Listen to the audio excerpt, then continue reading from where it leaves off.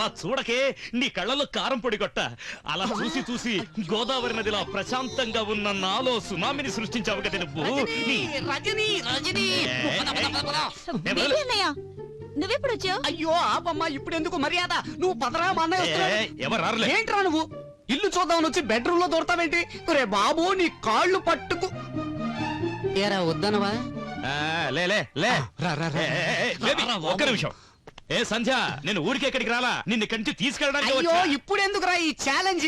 అమ్మా నువ్వు వెళ్ళమ్మా, నువ్వు పదరా, అన్నయ్య చంపేస్తాడు.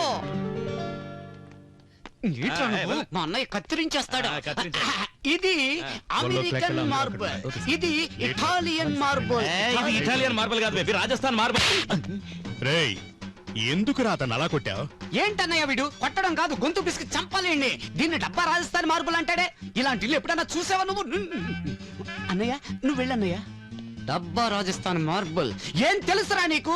అయ్యో నన్ను క్షమించరా, ఏమనుకోకరా, నా టైం బ్యాడ్. నీకు లడ్డూ తినిపిస్తానరా, నువ్వేం బాధపడద్దు, ఫీల్ అవ్వద్దు. నాకు బతకాలని ఆశగా ఉందిరా, అందుకే నిన్ను కొట్టాను. నువ్వు అలా చూడొద్దురా బాబు, నువ్వు తిరిగి కొడితే నేను చస్తే రంగం ఎలా బతుకుతుందిరా నాయన. సంధ్య ఏంటి, ఏం చెప్పలేదు? తర్వాత ఏం చెప్పు, పర్వాలేదు.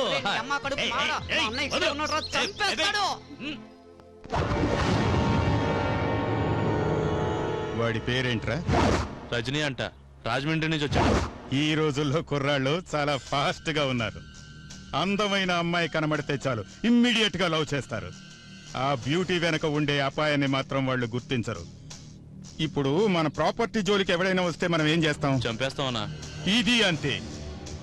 బ్యూటీ పైన ప్రాపర్టీ పైన కన్నేశాడు కనుక వాడి కథ ముగించండి. ఏంట్రా బేబీ, నువ్వు జాగింగ్ చేస్తావా? ఆ మిషన్ అంటేనే నాకు భయం అనే. అదేమో ఆరాముగా ఉంటది, మనల్నేమో పరిగెత్తిస్తూ ఉంటుంది. ఏంట్రా నువ్వు అన్నిటికీ భయపడుతుంటావు? నా పరిస్థితిలో నువ్వుంటే అర్థం అయ్యేది. బెల్లం ఇక్కడుంది, ఏగెక్కడుందో. అదేంట్రా అలా అరిచావు? మటన్ గుండ్యా అన్నయ్య, మటన్ గుండ్యా. హాయిగా కొట్టుకుంటున్న నా గుండెను ఏ ఎదవో పొద్దు పొద్దునే వచ్చి పిండేసినట్టయింది. అందుకే భయపడి అలా. ఏం మటన్ గుడియారా?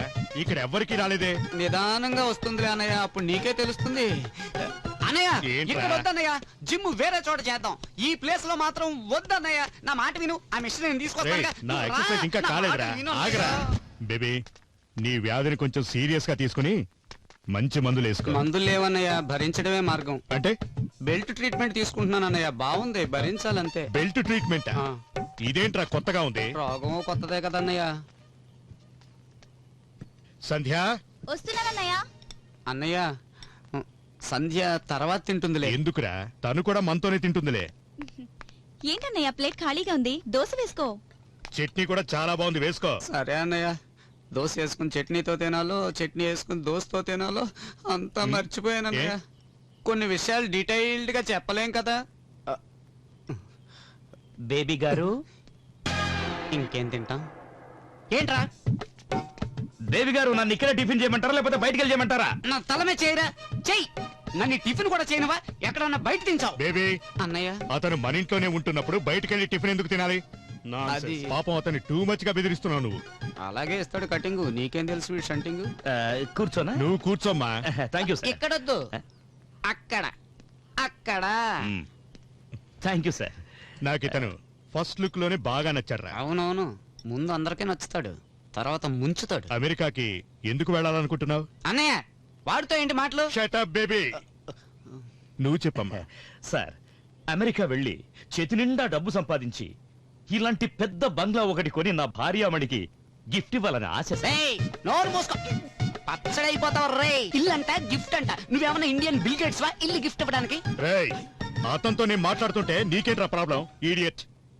సార్, ఇంతకీ మాది లవ్ మ్యారేజ్ అరేంజ్ మ్యారేజ్ అని అడగలేదని సార్. చెప్పమ్మా. అన్నయ్య వీడి ఇక్కడ మాట్లాడితే నేను ఇక్కడ టిఫిన్ చేయను, వెళ్ళిపోతానంతే. కామ్గా కూర్చో. కూర్చోడానికి ఏమైనా చేయరా? భగ భగమంటూ మండుతుంది. కూర్చోమన్నానా?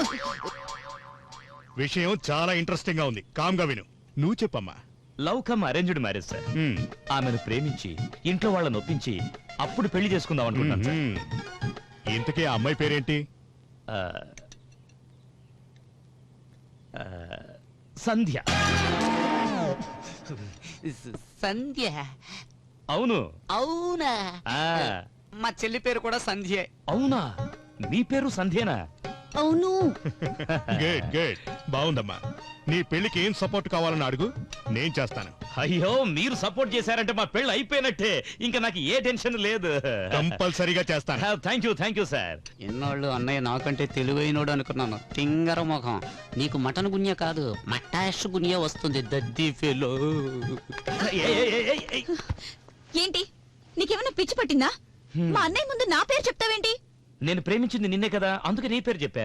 చూడు, నీకు దండం పెడతాను, ముందు ఇక్కడి నుంచి వెళ్ళిపో. ఓకే సంధ్య, అలాగే వెళ్తాను. కానీ ఒక విషయం చెప్తాను విను. నిజంగా నీకు నాపై ప్రేమ లేకపోతే ఈ ఇంట్లో నన్ను చూడగానే మీ అన్నయ్యకి చెప్పేసేదానివి. కిస్ చేసినప్పుడు పెద్ద గొడవే చేసేదానివి. డైనింగ్ టేబుల్ దగ్గర పేరు చెప్పినప్పుడు ఊరుకునేదానివే కాదు. కానీ నువ్వు అలా ఏం చేయలేదు. ఒక అమ్మాయి ఒక అబ్బాయిని ప్రేమిస్తుందని చెప్పడానికి ఇంతకంటే ఇంకేం కావాలి సంధ్య?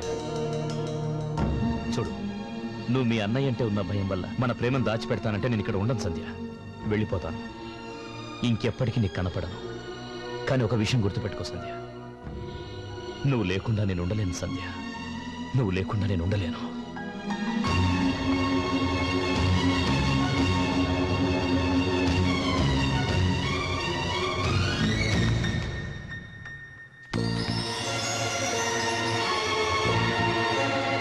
ఎక్కడికి వెళ్తున్నావు? తెలీదు. ఇప్పుడు నేనేం చేయాలో చెప్పు.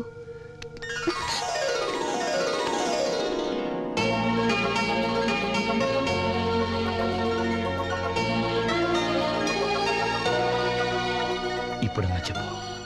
ఇంతకంటే ఏం చెప్పాలి?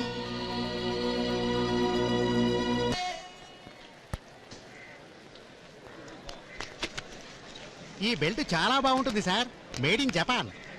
లెదరా? అవును సార్. 100 పీసులు. పెట్టుకోవడానికి 100 ఎందుకు సార్? పెట్టుకోవడానికి కాదమ్మా, కొట్టుకోవడానికి. ఆయ్, కొట్టుకుంటే సౌండ్ రాకూడదు, నరాలు జీవు మనాలి, రక్తం రావాలి, కానీ రహస్యంగా ఉండాలి. అందుకోసం ఇంత కాస్ట్లీ బెల్ట్ కావాలా సార్? నేను చేసిన తప్పు ఇంకా కాస్ట్లీ. ఉమ్, అటు చూడు. ఆ, బాగున్నాయి కదా? ముద్దుగా ఉన్నాయి. వాళ్ళేమో జాలీగా ఉన్నారు, నేను ఖాళీగా ఉన్నాను. అవును. మా అన్నయ్య గనక చూశాడు, గోళీ ఆడతాడు. చాలా బాగున్నాయి, తీసుకుందామా? నీలాంటి బ్యూటీకి ఏదైనా బాగుంటుంది. తీసుకో, అన్ని తీసుకో. నువ్వేమైనా తక్కువ? కొంచెం గెడ్డం మిసం తీసేస్తే డిట్టో షారుఖ్ ఖాన్ లా ఉంటావు తెలుసా? కళ్ళు దుబ్బేయంట్రా, దిగరా, దిగి నడిచిపో. ఓ, అద్దంలో మొహం చూసుకోరా. ఆ, ఏదో టెన్షన్ లో అన్నాడులే. ఫీల్ అయ్యావా? ఏ అలాంటిదేం లేదు. వాడన్ని నన్ను కాదు, ఏదో సింక్ అయింది అంతే.